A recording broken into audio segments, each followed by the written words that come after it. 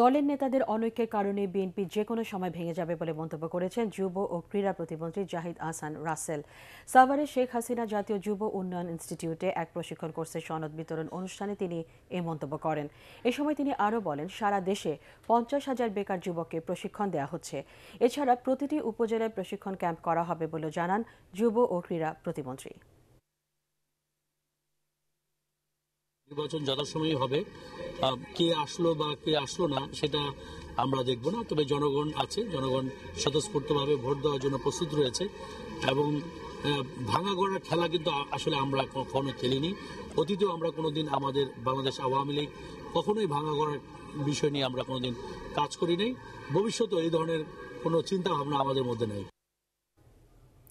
উপজেলা নির্বাচনকে কেন্দ্র করে আওয়ামী লীগ ও 14 দল বড় ধরনের ভাঙনের মুখে পড়বে বলে মন্তব্য করেছেন বিএনপির যুগ্ম মহাসচিব সৈয়দ মোয়াজ্জেম হোসেন আলাল। শেরপুরে বিএনপির নির্যাতিত নেতাকর্মীদের দেখতে গিয়ে তিনি এই মন্তব্য করেন। সৈয়দ মোয়াজ্জেম হোসেন আলাল আরও বলেন, বিএনপি ভাঙার চক্রান্ত এখনও সফল হয়নি। বিএনপি ভাঙনের গুঞ্জন তো অনেকদিন ধরেই আমরা শুনছি, কিন্তু এখন পর্যন্ত সফল হতে পারেননি বর্তমানে যারা ভাঙন চাচ্ছেন তারা। বরং আমার আশঙ্কা এবং আমার ধারণা, উপজেলা নির্বাচনকে কেন্দ্র করে আওয়ামী লীগ একটা বড় ভাঙনের মুখে পড়বে।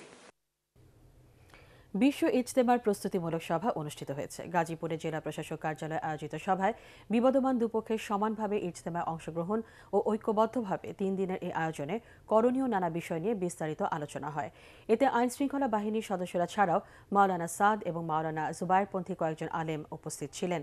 টঙ্গীর তুরাগ তীরে আগামী 15 ফেব্রুয়ারি শুরু হবে এবারের বিশ্ব ইজতেমা।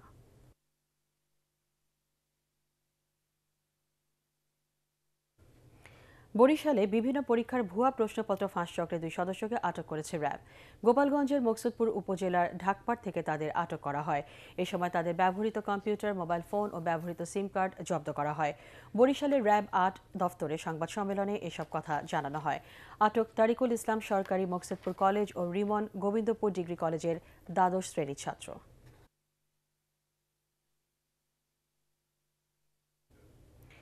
ঝিনাইদহে পালিত হয়েছে ছাত্রলীগের 71তম প্রতিষ্ঠা বার্ষিকী। এ উপলক্ষে সকালে জেলা ছাত্রলীগের উদ্যোগে সরকারি কেসি কলেজ চত্বর থেকে একটি র্যালি বের হয়। পরে এক সংক্ষিপ্ত সমাবেশে সংসদ সদস্য আব্দুল হাই, জেলা আওয়ামী লীগের সাধারণ সম্পাদক সাইদুল করিম মিন্টু বক্তব্য রাখেন।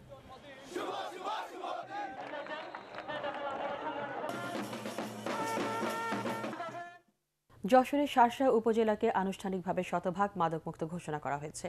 বেনাপোল সোনালী ব্যাংকের সামনে আয়োজিত মাদক বিরোধী সমাবেশে সংসদ সদস্য শেখ আফিল উদ্দিন, যশোরের পুলিশ সুপার মইনুল হক, 21 বিজিবির commanding officer lieutenant colonel Imran Ullah Sarkar বক্তব্য রাখেন।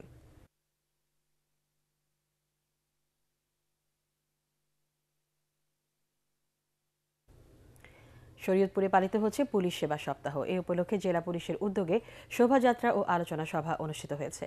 শরীয়তপুরের জেলা প্রশাসক কাজী আবু তাহের, পুলিশ সুপার আব্দুল মোমেন এ সময় উপস্থিত ছিলেন। নানা আয়োজনের মধ্য দিয়ে নাটোরেও পালিত হচ্ছে পুলিশ সেবা সপ্তাহ। এ উপলক্ষে সকালে একটি বর্ণাঢ্য শোভাযাত্রা বের হয়।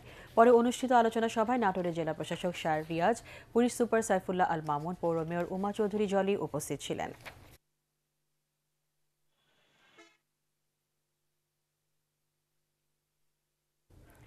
দরিদ্র ও সুবিধাবঞ্চিত মানুষের জীবনমান উন্নয়নে কাজ করছে 8 দিন ওয়েলফেয়ার সেন্টার।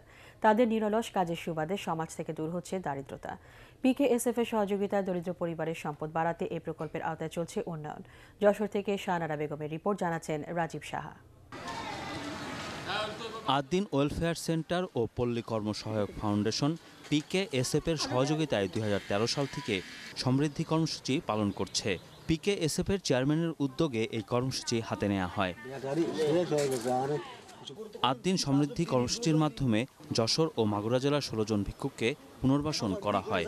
তাদের 1 লাখ টাকা করে দেওয়ার মাধ্যমে একটি গাভী, গোয়ালঘর, অটোভ্যান, টিউবওয়েল ও ল্যাট্রিন নির্মাণ করে দেওয়া হয়েছে।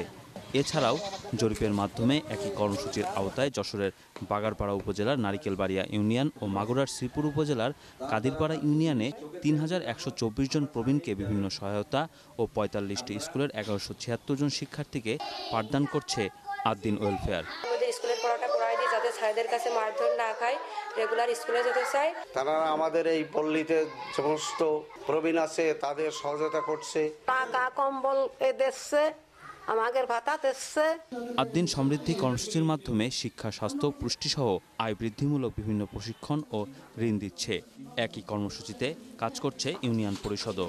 MBBS ডাক্তার দ্বারা স্যাটেলাইট ক্লিনিক পরিচালনা করে থাকি। প্রতি 3 মাস পর পর একবার বিশেষ স্বাস্থ্য ক্যাম্প এবং বছরে একবার বিনামূল্যে সানি অপারেশন করে থাকি। আদ্দিনের এ ধরনের কর্মসূচির মাধ্যমে সমাজ যেমন দারিদ্র্যমুক্ত হবে, তেমনি স্কুলের শিক্ষার্থীদের ঝরে পড়ার হার কমে আসবে এমন প্রত্যাশা সুবিধাভোগীদের। Bureau report, ATN Bangla. পরবর্তী সংবাদ দেখার আমন্ত্রণ জানিয়ে এখনকার মতো শেষ করছি। ATN বাংলা সংবাদ ইউটিউবে দেখতে ব্রাউজ করুন www.youtube.com/ATN Tube News। সাবস্ক্রাইব করে থাকুন ATN বাংলার সাথে।